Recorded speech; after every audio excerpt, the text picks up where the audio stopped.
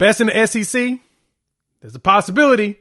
One insider believes that the Sooners are leading the way right here. And honestly, I kind of told y'all this, but I'm a homer. Just remember that. But let's dive into what Cole Cubelics said about Oklahoma and its defensive line and how it could lead the way in the SEC. Before we do that, welcome to Unfair Sports. I'm your host, Jay. Thank y'all for pulling up to the channel. All right, we have talked about this bad boy before on numerous occasions. Me and John talked about it on Locked On Sooners, and I want to dive a little bit deeper into this, and I want to reaffirm you all. I want to emphasize this even more to let you all know. Oklahoma's coming in the SEC this season a hell of a lot better than it did last year. Cole Cubelic over there of the Cube Show, infamous guy on social media who drops these like super long threads on Sundays after Saturday games and breaks down all the SEC stuff. He dropped his top 5 defensive lines and in the conference. And in the SEC, he said that Oklahoma is number 1. It's not even close. It's a landslide of the talent they have on the defensive line. And of course, I agree with him because that's just kind of what we do here. But no, when you look at the comparison of everybody in the SEC, Cole broke it down. He explained it. I have a link for his video in the description below. But I want to talk about Oklahoma's line and why I believe him. And I think that he's 100% spot on. Let's look at this line. Let me tell you why. All right, you got the line here. You got the most important parts where Cole really points out for Oklahoma and how they could be leading the way in the SEC. First and foremost, Brent Venables is building this defense to look like it did back in the early 2000s, as well as his time at Clemson. We're getting to that point. We are now at the 4th year of the Brent Venables experiment, and this is about the time where his defenses make that massive jump further into top 10 on defense. It's because he's got a lot more experienced players in his system, and he filled up gaps with additional freakish players that usually turns things around and makes things even more difficult for the opposition. Because the opposition really ain't got film on a lot of these players. Not anymore. They may have younger film on them, but they ain't got today's film. And that's when you look at a player like a Marvin Jones Jr. who comes in on the edge, former 5-star, played at Florida State, played at Georgia, understands SEC ball, played at Florida State, to try to revive his career, and now he's here at Oklahoma, here to make a statement and make his push for the draft.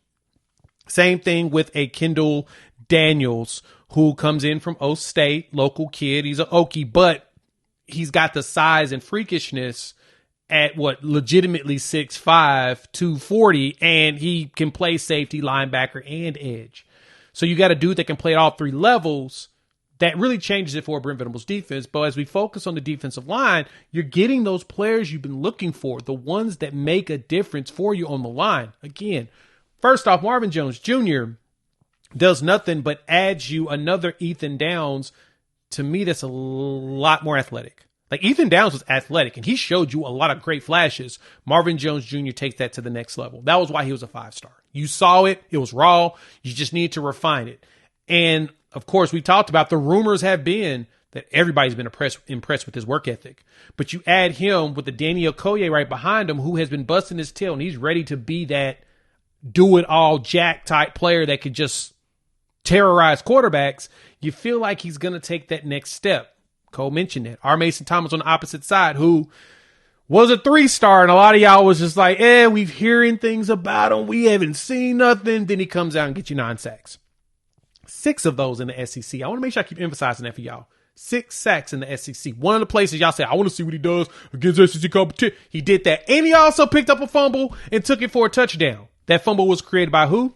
G-Baby, Grayson Halton, who we have seen give us massive flashes of greatness on the defensive line. And he's done nothing but up his game, put on more size. He'll be probably closer to 300, but playing at a nimble 3 technique type. He's ready for the next level. On top of him, of course, David Stone, we know that, winning him back in the portal was huge because you know that he has the talent and you're just waiting for him to blossom into that next guy. And he started to show you some flashes at the end of the season, and we think that he's going to be able to get it. Now he's over 300 pounds.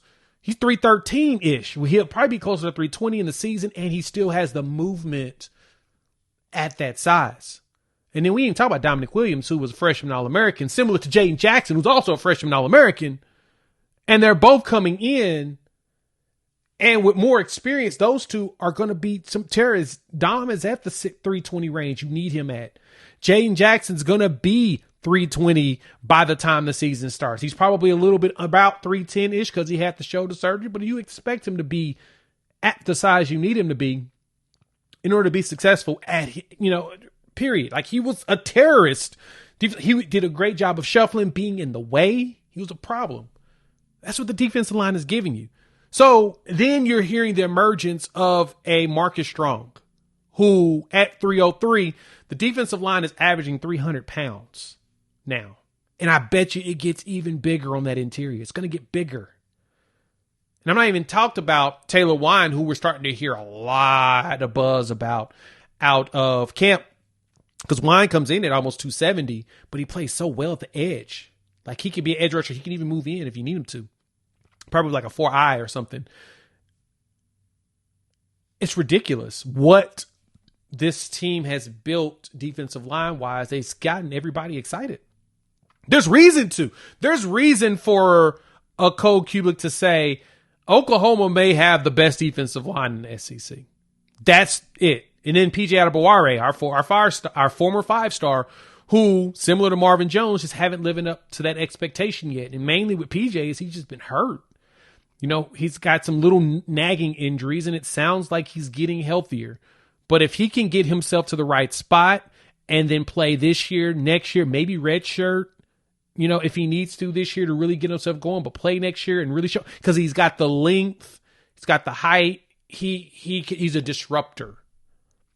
And so I'm just telling you, I don't believe everything that everybody says out there, but when you have someone that's pointing out the evaluations and looking at it, and I respect his opinion. I don't think his opinion is right on all things, but I do respect his opinion on a lot of stuff. One thing he points out is the age and the depth that Oklahoma has that other teams in the conference don't have right now. We just watched Texas go get 5 defensive linemen out of the portal, 5 interiors. Edge-wise, I think Texas has the best edge room in the conference right now. I think their edge room is probably better, but entirety of the defensive line, I think it's Oklahoma and Texas 1 and 2. I know South Carolina's got some good stuff. Dylan Stewart's the best edge in the conference, period. Full stop. Colin Simmons is right there on his tail, but it's Dylan and the Pips right now. That's what South Carolina's working with. They're dealing with Dylan and the Pips. So to me, Oklahoma has the opportunity to walk in there, terrorize every single team they play. Let me know what y'all think. Hop in the comments. Let me know your thoughts. I was watching a video by a guy, Nico Trenches, on the Xbird. You can follow him, NICO_TRENCHES, Nico Trenches. But he always drops some pretty impressive videos around, like, just trench work.